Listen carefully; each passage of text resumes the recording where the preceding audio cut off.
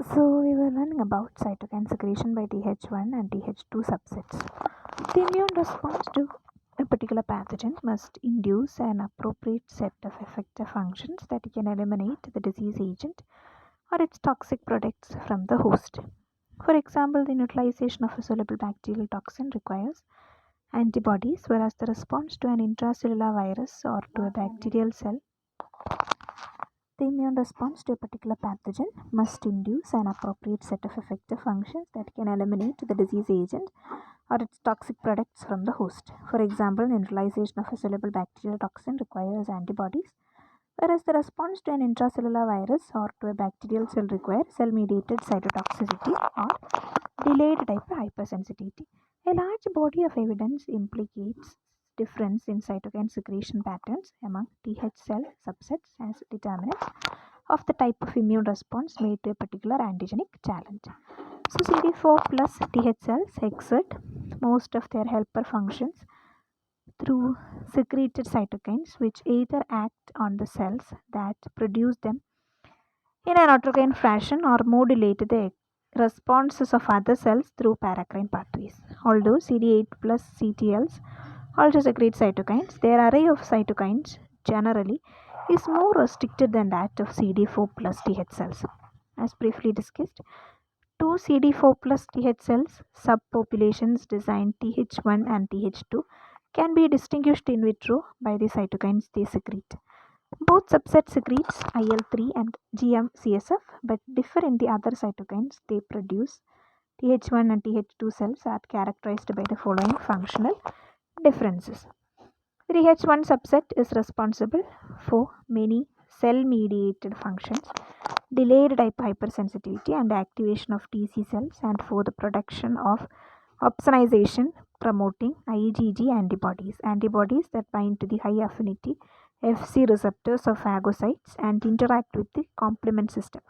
This subset is also associated with the promotion of excessive inflammation and tissue injury.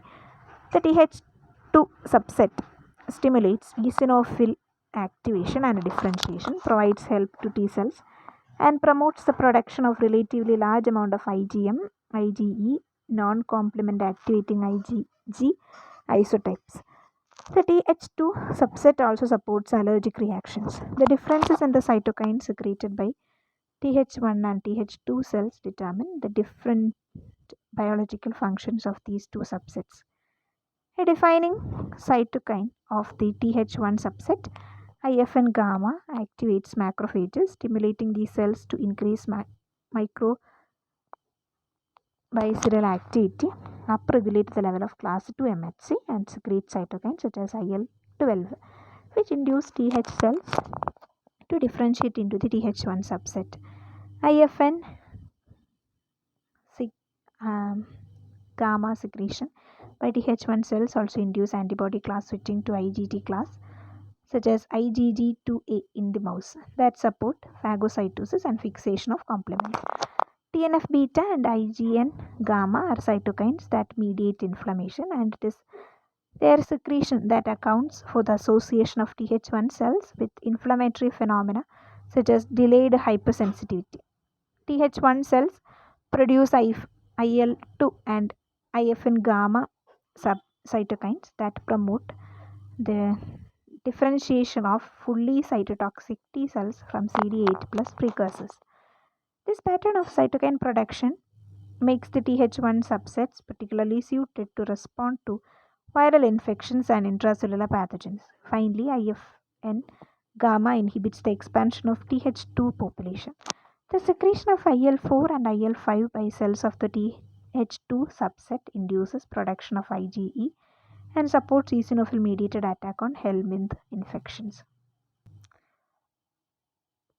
The secretion of IL-4 and IL-5 cells by cells of the Th2 subset induces production of IgE and supports eosinophil mediated attack on Helminth roundworm infections.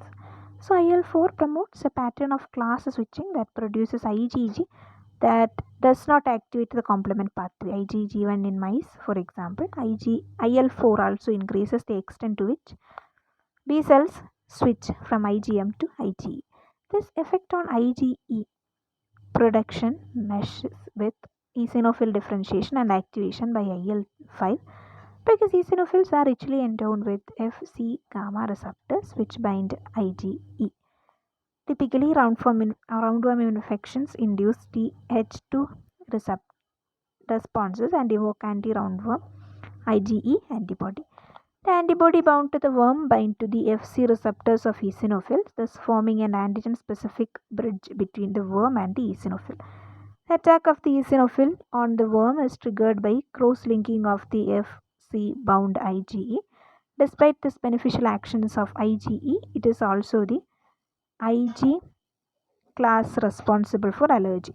Finally, IL-4 and IL-10 suppress the expansion of Th1 cell populations. Because the Th1 and Th2 subsets were originally identified in long-term in vitro cultures of cloned T cell lines, some researchers doubted that they represented true in vitro subpopulations. They suggested instead that these subsets might represent different maturational stages of a single lineage. Also, the initial failure to locate either subset in humans lead some to believe that Th1, Th2, and other subsets of T helper cells did not occur in the species. Further research corrected these views. In many in vitro systems, the full commitment of populations of T cells to either the Th1 or Th2 phenotype often signals the endpoint of a chronic infection or allergy. Hence, it was difficult to find clear Th1 or Th2 subsets in studies employing healthy human subjects who would not be at this stage of a response. So, experiments with transgenic mice demonstrated conclusively that Th1 and Th2 cells arise independently. Furthermore, it was possible to demonstrate Th1 or Th2 populations in T cells as isolated from human during chronic infectious disease or chronic episodes of allergy. So, it is also important to emphasize that many helper T cells do not show either a Th1 or a Th2 profile. Individual cells have shown striking heterogeneity in the Th cell population. One of the best described of these is the Th0 subset, which secretes IL-2, IL-4, IL-5, IFN gamma, and IL-10, as well as IL-3 and IgM CSF. So, numerous reports of studies in both mice and humans now document that in vitro outcome of the immune response can be critically influenced by the relative levels of Th1-like or Th2-like activity. Typically, the Th1 profile of cytokines is higher in response to intracellular pathogens, and the Th2 profile is higher in allergic diseases and helminthes infection. Then the development of Th1 and Th2 subsets is determined by the cytokine environment. The cytokine environment in which antigen-primed Th cells differentiate determines the subset that develops. In particular, IL-4 is essential for the development of a Th2 response, and IFN gamma, IL-12, and IL-18 all are important in the physiology of the development of Th1 cells. The source of IL-12, one of the key mediators of Th1 differentiation, is typically macrophages or dendritic cells activated by an encounter with intracellular bacteria with bacterial products like LPS or with a number of other intracellular parasites. So, Th1 development is also critically dependent on IFN gamma, which induces a number of changes, including the upregulation of IL-12 production by macrophages and dendritic cells and the activation of IL-12 receptor on activated T cells, which it accomplishes by upregulating expression of the beta chain of IL-12 receptor. At the beginning of an immune response, IFN gamma is generated by stimulation of T cells and can also come from activated NK cells. Yet another cytokine, IL-18, promotes proliferation, and IFN gamma production by both developing and fully differentiated Th1 cells by the NK cells.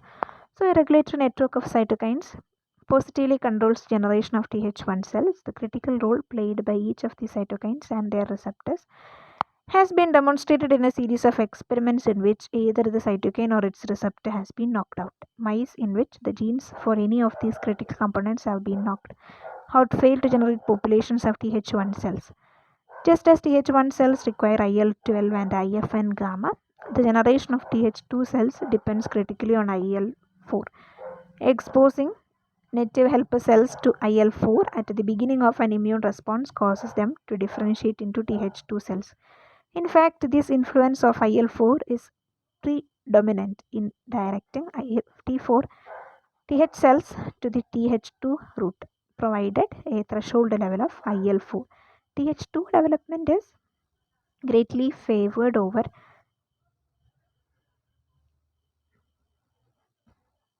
Th1 even if IL-12 is present.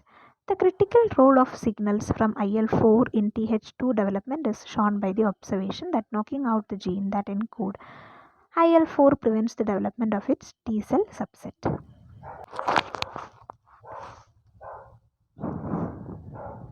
Then cytokine profiles are cross-regulated.